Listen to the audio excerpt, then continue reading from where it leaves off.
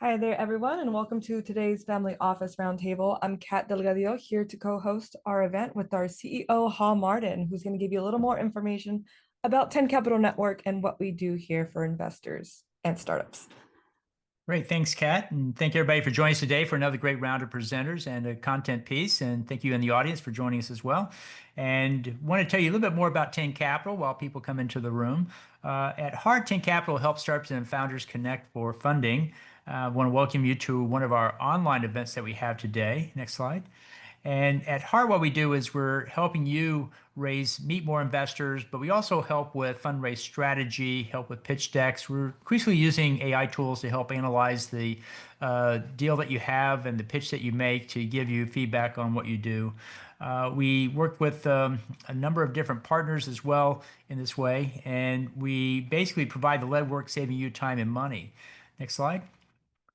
Uh, in addition to that, we also work throughout the entrepreneur ecosystem by fostering startup capital formation. We help angel groups find members. We help VC find limited partners through family offices, and we help high net worth start family offices. And that's why we have a family office panel today, is to talk about topics relevant to family offices. So at heart, we're helping bring more funding to the early stage. Next slide. So today we're in the Family Office Roundtable, the first one you see there. We talk about topics relevant to family offices, but we also have the quick pitch, which is for tech deals. Each company gets 10 minutes to pitch, 5 minutes Q&A. And then we also have the Life Science Syndicate event, which is for life science companies, same thing. And finally, we're starting an investor education session roundtable where we bring investors together and talk about topics relevant to early stage investing. If you want to learn more about our events, just go to 10capital.group and look at the events page, and you'll see what is coming up here in the near future. Next slide. If you're a startup, you can take a picture of that QR code and fill out the form, and we'll follow up with you to have a conversation to see if this program is right for you. And looking forward to those. We typically work with Seed Plus Series A companies and those that are beyond, but love to talk with you about yours and what you're doing. Next slide. In addition, we also have a podcast program called Investor Connect. We have over 850 interviews with angel, VC, and family offices about how they invest and what they invest in this early stage. In addition, we have the Startup Funding Espresso, a 300-word microblog post that in the time it takes to drink an espresso, you can learn something about startup and investing. We've done over 2,000 of these so far, and we have now put everything inside our own chatbot called Ava. And with that, let's listen more about how Ava works. Hi there. I'd like to introduce myself. My name is Ava, your personal AI venture assistant. I'm your new best friend in the world of investing in startups, the 10 Capital AI chatbot. I'm here to make your journey through the startup ecosystem easier, faster, and a lot more fun. Need help finding your next big investment? Or maybe you're a founder looking for fundraising tips? I've got you covered. I pull all my knowledge from over 500 blogs, countless podcasts, and even some nifty calculators, like the How Fundable Is Your Startup tool, to give you the answers you need. So, how do I work? Easy. You simply go to where I live on startupfundingespresso.com and look for me in the bottom right. As soon as I appear, go ahead and click on me to let me know you're here. And then there you go. All your questions answered at your fingertips. Whether you're into health tech, biotech, life sciences, or any of the other exciting fields out there, I'm equipped to help you navigate the trends, challenges, and opportunities in each one. Got a question? Just ask. And guess what? I even pull insights from the 10 Capital Network podcast on Investor Connect. It's packed with expert advice, success stories, and more, all designed to help you succeed in the venture capital world. So what are you waiting for? Let's chat. I'm here 24/7 to help you find the right answers, connect with great opportunities, and make the most out of your investments. See you on startupfundingespresso.com. Great. With that, let's go ahead and look at our upcoming presenters today. We have two for us today. We have Combat Medical and then World Tree Pitch. And then afterwards, we'll have a short discussion about the transparency trap, solving the LP representation problem. So with that, let's bring up Guy Cooper and let's kick off with our Combat Medical presentation. Each one has 10 minutes to pitch, 5 minutes of Q&A. If you can put your questions in the chat box or the Q&A box, we'll read those out as they come up. And then we'll have breakout rooms at the end as well. Go ahead, Guy. Good morning, good evening from a rainy North Yorkshire in England for everybody who's in. Are you showing So your thank you slides very yet, Guy? much. Yeah, I'm just pulling them now. Okay. Uh, there we go. And they're coming up. Are we there? Can you see me? Still Well, coming not you up. don't see me. Can you see the slides? They should be Uh, there. we say you've started screen sharing and we're waiting for There we them to go. If I jump. can see it again. There's a bit of a lag across the Atlantic, but we'll We see start now. them now. Um, good afternoon, good evening again. My name's Guy Cooper, Dr. Guy Cooper. I'm an MD. I won't baffle you with science, though I'm an orthopedic surgeon by training. So we are by far the stupidest of all of the MDs. So it should be kept fairly simple. Combat Medical, we are looking for 2.3 million to close out a 5 million investment round. So here's the problem. There is no innovation in the world's most expensive cancer. It's a big statement. The world's most expensive cancer is bladder cancer. Just a little bit about us.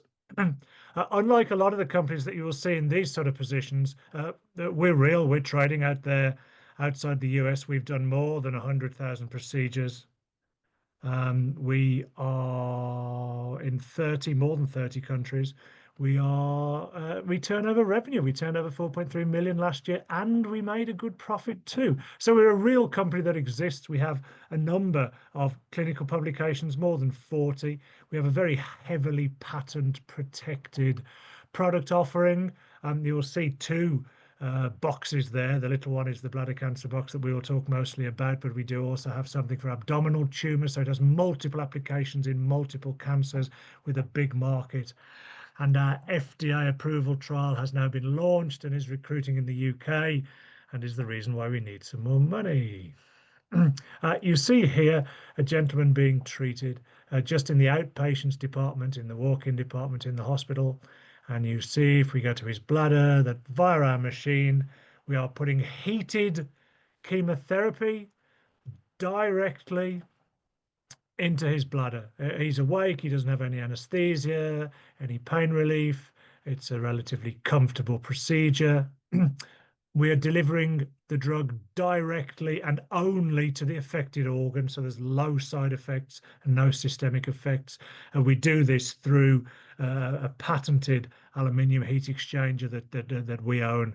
We have global patents upon. This allows us to heat very precisely and allows us to keep the pressures very low as well. So it's tolerable for the patients. If it's tolerable for the patients, they're happy. So the nurses are happy. So it's a very user-friendly procedure that can be used with many drugs. So what does heating up the chemotherapy do? What does hypothermia do? Well, really, it makes the chemotherapy drug more effective. It improves drug penetration into the cancer cells. Those cells are largely a bag of fluid. If you heat them up, more drug will dissolve. It enhances the drug's ability to kill the tumor. The chemical reactions work faster. If you remember back to your classes at school, if you heated the reaction in the test tube, it worked faster, and it's exactly the same here. Cancer cells are very vulnerable to heat. Like a Englishman in, what do you say it is, 100 degrees plus in Austin today, Hall? Like an That's right. Englishman there, we don't like the heat very much and we start to sweat. Now, a healthy cell will just about manage 109 Fahrenheit. A tumoral cell will not. And what especially happens is these tumoral cells give off a marker called a heat shock protein, and these act as a stimulant for your immune system. So you have a learned and remembered immune response. This is the reason why our recurrences are so much lower. Typically today, a patient has a small operation to remove the tumor, and then they have 3 years worth of immunotherapy put directly into the bladder, or maybe a year or two's worth of chemotherapy. However, 80% of these patients have recurrence, and around 50% of them recur in the first year. And this has been the situation for 30 years.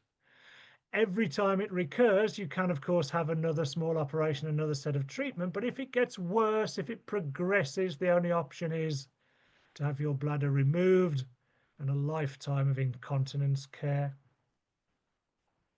For our patients, they start the same way. They're diagnosed and they have their tumors removed. But then they have 15 treatments of heated chemotherapy, as you saw the gentleman in the animation, much lower side effects, reduced recurrence rate, and a reduced progression rate. Progression is when something recurs but as a worse cancer. And if it doesn't come back worse, many more bladders are saved.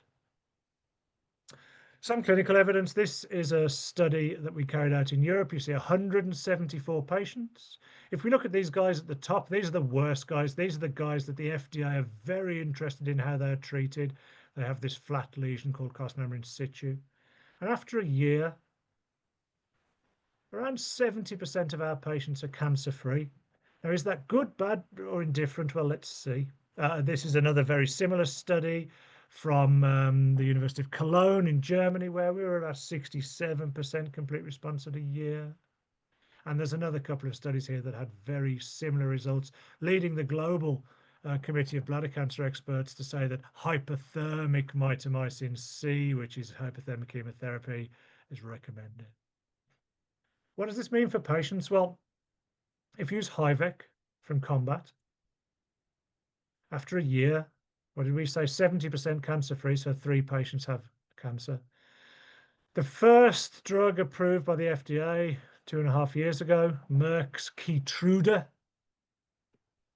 After 3 months, 6 out of 10 of their patients have cancer again. So this means that after 12 weeks after the end of the treatment, only 4 out of 10 patients are cancer-free, and that was approved. That's the only used approved drug in the US. So you see Merck, their Keytruda business is quite reasonable. I would accept some of that at 29.5 billion globally. It's even worse at a year. They're less than 20% of their patients cancer-free, complete response at a year. Ferring have an offering, $500 million deal with a pharma company. They got it through. At a year, 24% without cancer. Immunity Bio launched on the NASDAQ last year with a market cap of 2.19 billion, 36% complete response. So only a third of their patients cancer-free at a year. CG Oncology launched last year on the NASDAQ. 1 drug, 1 product, $1.88 billion market cap, 46% complete response at a year. And J&J have a drug out there, a device out there that they're developing at the moment that they expect to do 5 billion a year in sales, with again 4.5 out of 10 patients cancer-free at a year. We are 7 out of 10 patients cancer-free at a year. A much, much, much better response than any of these huge companies. In the US, this is a market of around 10,000 patients a year who get 15 treatments at a point of around $10,000. At a point of around $4,000 per complete treatment, making a immediately serviceable market of 600 million in the US. And if we look at that globally, it's a 8, 10, 12 billion dollar market. In fact, some analysts have said that it could be a $21 billion market by 2034. This is our trial that's ongoing at the moment. The FDA were very kind to us and allowed us to do it in the UK, thus meaning it only costs 7 million instead of 700 million probably. We've made the first payments on it. We're recruiting patients in 30 hospitals in the UK today. We expect interim results in 2026 and a USA FDA approval in 2029. As I say, we're in 30 hospitals or more, 30 countries or more globally. We sell through a network of distributors who sell into urology, oncology, cancer medicine. And then we have direct sales in our home market in the UK, where we're in 50 hospitals, and in Spain, which was another home market of ours, where we're in about the same. Roughly in the UK, $4,000 per complete treatment cycle. For the patient, of course, in the US, this is much bigger, 60,000. We sell or give away a relatively low cost piece of capital equipment that you saw at the start, and then it's a razor blade model selling the consumables that go upon. This margins are very high, 80% plus. Now distributors are able to get 50% margin as well, which they're very happy with. Mostly outside the US, we are a single-use kit business now, having placed an awful lot of capital systems over time that are depreciated off. And we partner with one of the largest component manufacturing and assembling companies in Europe, so we're able to expand quickly should we need to. And as we stand today, our sales will be projected to exceed 500 million by 2032. Management team is very experienced, a lot of financing and IPO cash sale experience. And our clinical advisory board has several US and Canadian surgeons upon it and is a global who's who of bladder cancer. So we've had our trial approved. We are raising money to pay for the second and third tranches of this trial now. We will recruit for 18 months, expect interim data in 2026. Now that data then is very valuable. The 3-month post-treatment data is valuable because this is so poorly treated, and this will leave us with a valuation inflection to around $1.5 billion as a company, according to our analysts. Investment to date, $17 million in a 38 million pre-money. So we have 2.7 of this round. We're looking for another 2.3. We expect that first inflection when we produce interim results at the end of next year, and then a bigger inflection in 29, and exit through trade sale, IPO, or build a global business ourselves. So the problem is that there's no innovation that's effective, affordable, and tolerable in the world's most expensive cancer. And we have the solution. Very high cancer-free rates, affordable, low side effects, many, many treatments done. Thank you. Great. Thanks for the presentation. Those in the audience, if you have any questions, please put them in the chat box. My first question is, you're operating in many countries today. Doesn't need US FDA for that. What kind of activity are you seeing there? How many patients are you seeing? What kind of revenue are you generating? Just what's going on there? I have to be careful because our CFO's in the room, so any revenue projections that I give, she'll take as gospel. But we should do around 5 million US, 5.5 million US this year. We do around 3,000 treatments a month. A busy hospital up the road from me in the UK, we will do 10 treatments a month in the hospital, 15 maybe. So yeah, it's busy. What's the ideal patient profile here? Who responds most or well to your treatment? It'll be a patient that probably has failed primary therapy. 40 to 60% of patients who have immunotherapy, which is the first therapy, fail. Really, they should all have their bladders out at that stage.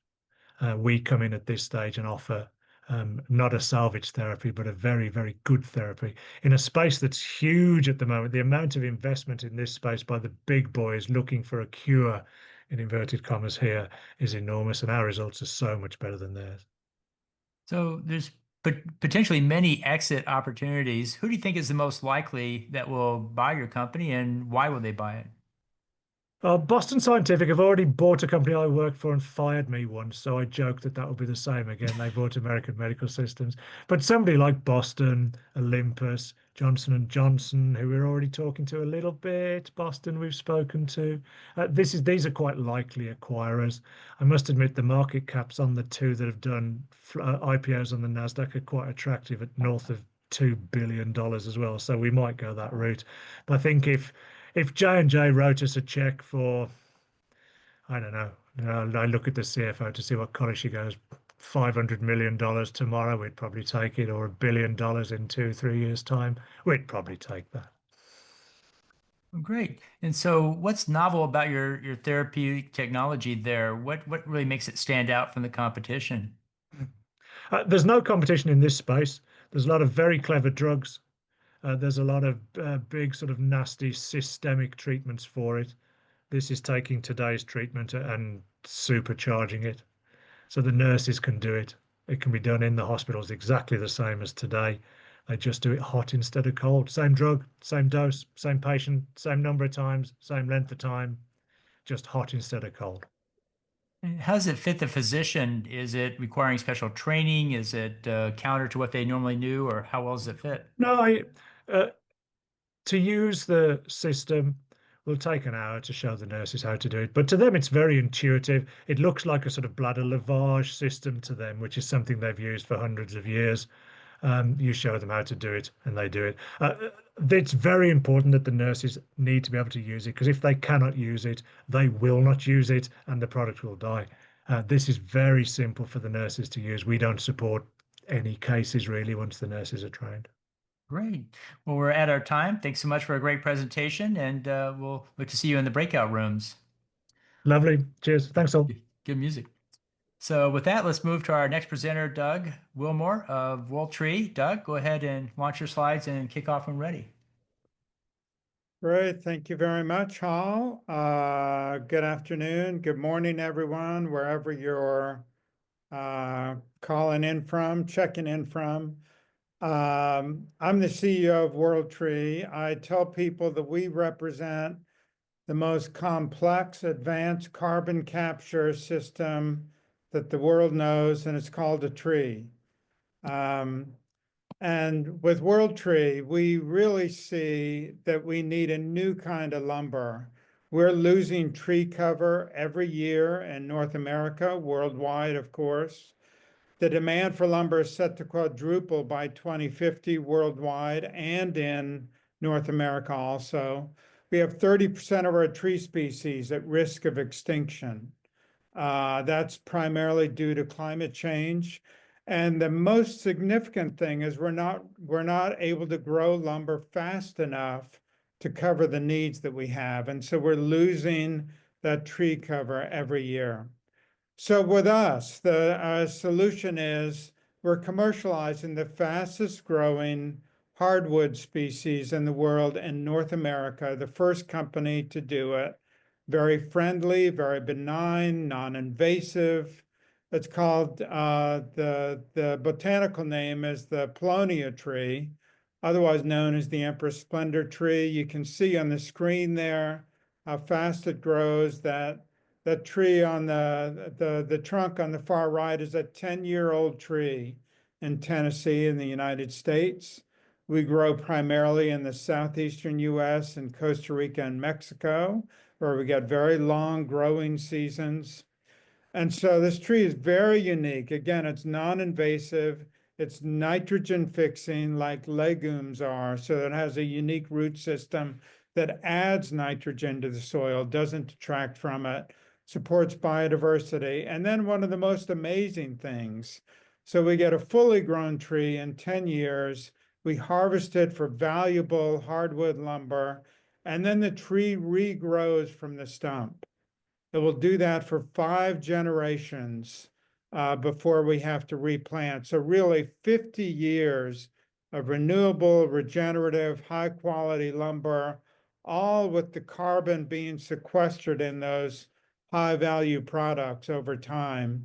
So it's a multiple, it impacts the environment on multiple levels, both protecting native forests, sequestering carbon, and producing renewable lumber.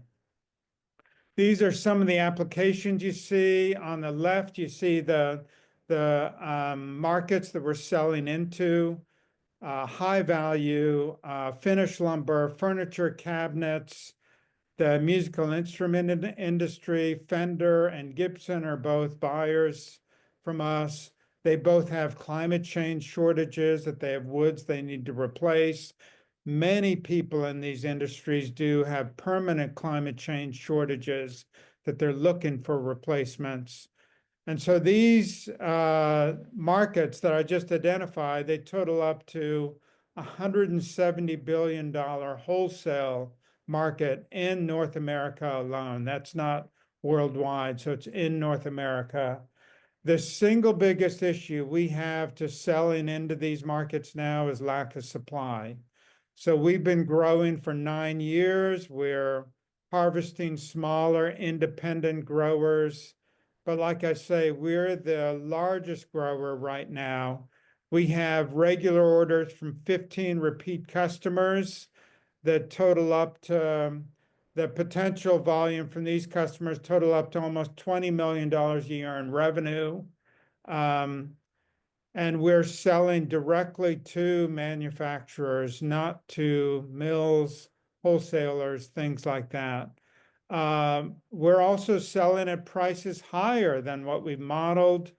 The recent tariffs in Canada have produced even higher prices in North American, in the US lumber market. We're well below replacement costs for other woods in this industry. So where we are right now, it's pretty amazing. We have 7,000 acres planted, over $17 million raised on the retail market to plant these trees. You see locations of where our farms are, more than 9 years of R&D. And the most important thing, more than $300 million of lumber that's in the ground right now that we will start to harvest next year. So the equity that we're raising for WorldTree now, and I'll tell you why we're doing it, has a really high floor to it because we start to break into large EBITDA margins in 2026, 27, and going forward from lumber that's already in the ground. So this gives you an example too of the R&D that we've done over the last 9 years. These are 8-month-old trees in Costa Rica. So it's very, very rare that someone gets an opportunity to invest into nature-based, real assets, on the ground. All sorts of things happen politically and with different industries. And you know what? I tell people, no matter what, our trees keep growing. And the demand for lumber continues to grow no matter what.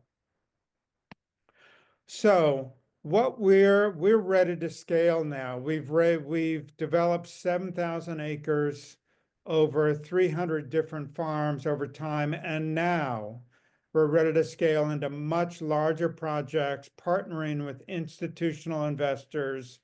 These are investors like Shell, Nestle, corporates like that who are interested in investing in nature-based projects as a much more profitable way of investing in carbon as opposed to buying carbon credits and things like that. We now have more than 45,000 acres in our pipeline, which we believe we can reliably bring to market and partner with institutional investors over the next 3 years. That's scaling from 7,000 acres to almost 60,000 acres over that time frame. Just to give you an example, that scaling would offset the entire carbon footprint of San Francisco, just with WorldTree and these projects and what we're doing. It would also produce billions of dollars of revenue and profit in the lumber market of truly renewable, regenerative lumber. There's not a single other renewable lumber on the market like Empress Splendor is and would be. This gives you an example of what these larger projects look like. I mention this because almost all the investors in this space, they want a pipeline to invest in. And so we're raising capital to develop this pipeline. When I say a pipeline, Shell, Nestle, companies like that, they want $100 million worth of projects to invest in. And so this gives you an idea that a 2,000 acres, $16 million investment has a 21% IRR on that project. It's real asset ownership. It's owning the property. It cash flows in year 2. And I mention this because we also have a group of family offices that are interested in aggregating funds to invest in 1 or 2 projects. And it might be for some of the larger family offices and Hall's network, and might be something that they're interested in aggregating with other family offices. But typically, we're scaling this to be able to partner with those large corporates that I spoke about. These projects, so they're really unique. We actually pair timber with annual crops, watermelon, squash, plantains, bananas. This is a project in Costa Rica. We rebuild biodiversity on the property, build resilient soil. The whole goal of, excuse me, World Tree was to show people that you could produce strong returns and strong high impacts at the same time. So for us, it's rebuilding biodiversity, drawing down carbon, sequestering carbon, building resilient soil, sustainable projects at the same time that we produce strong returns both in the local community and for investors. This kind of shows World Tree and where we're at and where we're going. We expect around a $500 million valuation at the time that we would be at that 50 to 60,000 acre level after we scale through these institutional projects.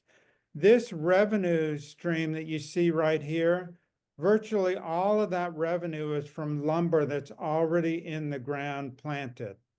So I tell people it's a really high floor to this investment compared to other early stage companies that you're investing in. We got a really strong team, several successful exits, including one that I've done in the healthcare business, but several on my board have raised billions of dollars in capital. We've got 27 people around 5 countries. And so we're raising 6 to 8 million. We've already raised 3.5 million from our internal network. And so we're now reaching out to approximately the same amount outside our network. See the terms there. I'd love for you to contact myself or our Director of Investor Relations, Angela, for anyone with questions. And with that, I think we're done, Hall, and can certainly take any questions. Sure. Those in the audience have questions, please put them in the chat box. My first question is, do carbon tax credits have a place in your business model? Yes, they do. They're minor, which we take great pride in because we don't want to build a business on just generating carbon tax credits. And so out of that, one of our projects that produces $120 million in revenue over 10 years, about 3 or 4 million of that comes from carbon tax credits. The rest of it is from timber revenue, annual crop revenue, things like that. Do you receive any subsidies from family foundations or anything of the like to foster the work that you're doing, or you don't receive any of those? We don't receive any of those, but for those of you who might be interested, feel free to contact us. Okay, great. And what's the moat around the business? How do you prevent other people from doing it? Yeah, so one of the interesting things was if anyone on this call decided they wanted to grow loblolly pine in Georgia, for example, there are any number of hundreds of sources you could go to find that protocol. If someone decided they wanted to grow Paulownia in the United States, there's no resources. We have it all. We've developed it. We've done it with 9 years of R&D. If a really large investor wanted to get into this space, use warehouse or whatever, they'd have to go through the same R&D we did, or better yet, they'd purchase it from us. I think, one of the great things about the timber industry that it's shown when faced with competition, they usually acquire companies as opposed to try and stomp them out. And we anticipate a strategic partnership on the offtake side or the growing side with one of those larger competitors as we prove this market over the next several years. What is the risk that comes from diseases like oak wilt and the like? How do you protect against that? Yeah, I tell you, and I'd love to say, because it sounds too good to be true, in the literature around the world on this species, there is no known disease, virus, fungus, bacteria, It hasn't existed up to this point. It's been a largely studied tree around the world, not in the US or Latin America, but around the world. And there's no known fungus or disease at this point. One of the reasons might be because it's so fast growing. It's also because it's so fast growing, a vaccine could be developed much more quickly than slow growing trees if it was ever needed. Where does this tree originally come from? Native to North America, but it's easily crowded out by nature. It's cultivated more widely in Japan, Australia, parts of Europe has a growing industry, and China. China mainly for the pulp industry. It grows so fast, you can build a business case to harvest it every 5 years and go to pulp and paper. For us, it produces really high quality, high value lumber. Are other groups doing this? And if so, how are they different or same than you? No other groups in this hemisphere. We are the largest grower by far. There's small independent growers, 10, 15 acres. President Jimmy Carter, visionary that he is, took 15 acres of his peanut farm and planted them in Plonia trees 20 years ago. They grew to maturity, didn't quite know what to do with them. Someone put them in touch with us. We purchased them, harvested them, milled them, and are selling, using that as part of what we sell into the market right now. So there's small growers like that, nothing on the scale that we are. So we've got a big head start on anyone else. Great. We're at the end of our time. Thanks so much for a great presentation. For those in the audience, the poll is up. Please fill it out when you get the chance. And we have one presentation for today, as this is the Family Office Roundtable. We put up topics that are relevant to the family offices. I find these are often relevant to even more than the family offices. So if you will bear with me for a few moments, I'd like to give you some content here that might be of use to you and what you're doing.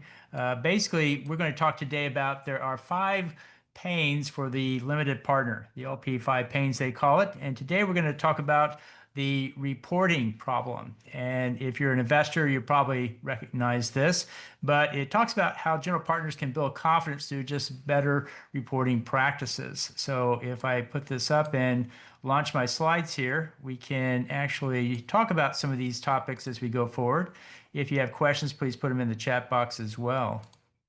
So first of all, limited partners, consistently cite a lack of transparency and timely communication as a frustration that's out there. And so what we're talking about is the fact that, this undermines trust and complicates the internal stakeholder communications that are going on these days. And so what we're trying to do is figure out how do we do better at this. The cost of poor reporting is substantially high. 82% of LPs cite insufficient reporting transparency as a top concern. And so what we're trying to figure out is what can we do to raise awareness that this is an issue. I think many funds believe everything is fine because they understand the numbers, but they're not sure. It's not clear that they're always meeting the needs of the limited partners as well. And so some GPs look at this as reporting as a nice to have, but most LPs look at it as a must-have in what they need to do because they use this to evaluate how the fund is doing. They look at it as to how the investment manager is doing as well. This also gives them, in many cases, the limited partner expects these numbers because they have people they have to report to. They have to pass these numbers on. They have to put it into their follow-up reports to the family members or others in their network. And so they're looking for on-demand access to portfolio company performance. They want to know not just how the fund is doing, but how each of the elements of the fund are doing as well, just so they can have a better picture of what it might look like.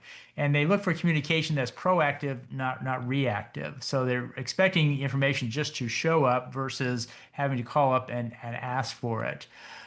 So what you can do as a general partner is adopt more of a monthly reporting process that goes along with the quarterly updates. Any major changes should be done on a monthly basis so that people aren't caught unawares until the end of the quarter. Dashboards are greatly appreciated with KPIs on them. If you aren't doing that now, this is great to put it list all the portfolio companies, put next to it the key metrics. Are they on track with revenue? Are they on track with milestones? Are they ahead? Are they behind? And put a dashboard with maybe a heat map would be very helpful. And then schedule LP only webinars to answer questions about this. I find in today's world, many groups simply send out a report at the end of the month and that's it. If you have an hour Zoom call to go through it, it really helps open up the communication and helps the limited partner as well. And some of these GPs have investor portals and that lets you put more information. Emails tend to be very specific and limited in what is there. There are different tools out there that some people use for LP communication. Carta has one for allocations for LP portals. Visible.vc and Juniper Square have automated reports that can come out. 10 Capital, we're building our own private LLM called Ava for investor transparency. And then there are others that use simple tools like Airtable to keep track of this. So if you're using Excel, you may want to think about taking your game to the next level. And if you haven't gotten into AI, you may want to consider that as well. It's a great add-on tool for analyzing some of the information. Certainly, the limited partners are using AI on your reports, so you might as well also. They're all structural options that support visibility. If you have rolling funds or SPVs with milestone reporting requirements, next time you set up an SPV, put in there you're going to report every quarter, every 6 months, these metrics, set expectations about what you're going to report. You'll get a much better alignment with them. Sometimes there are structured notes with built-in progress checkpoints or redemption rights that you can go back and look at. 10 Capital, we have 3X and 3. At the end of year 3, you have the option to redeem your equity and go into a revenue share agreement if that's where the company tends to be going. And then you can also do capital call staging based on performance data access. So you'll put in more money if you get certain requirements met, and you'll put in less if you don't. This can become an interesting way of managing the process. Early alerts is what's, I guess, investors are looking for. When bad news comes up, the sooner they know, the better. They don't like waiting 3-6 months to find out something bad happened. And then streamlined internal LP reporting. Having the right tools in place makes a big difference in getting information out on a regular and timely basis. And this also creates a sense of, we're all in this together between the GP and the limited partner. Also, you'll get more recommitments in future funds if the reporting is always there and easily accessed, and then you'll get more referrals from the portfolio from the GPs that you currently have, and then you reduce just the amount of time you spend in doing the back and forth between the two groups. So you might want to put in a reporting first culture into your program and get very proactive with this up front. It makes a big difference. And you'll find that it's easier to partner with the LPs to maybe co-design the visibility because you maybe put the reports together and ask for feedback. And then once you figure out what everybody wants, you commit to that over the long haul of the fund. So if you have any questions about this, I'll be glad to share the slides with you, but we're going to be doing the 5 pain points over the next few months, and this is the first one. I want to thank everybody for joining. If anybody has any questions, please let me know. Love to answer those. If not, we will go ahead and move into our breakout rooms. You'll have a chance to talk to these people and myself as well. We each have a breakout room. If you have time to come and give us some feedback, love to have it. We'll be back next month with another family office roundtable, and we'll have another LP pain point topic to go with. I want to thank our presenters for a great presentation today. Doug and Guy, great presentations. Appreciate that. Really good information going on. Really great solutions that are out there. With that, we'll go ahead and move into breakout rooms.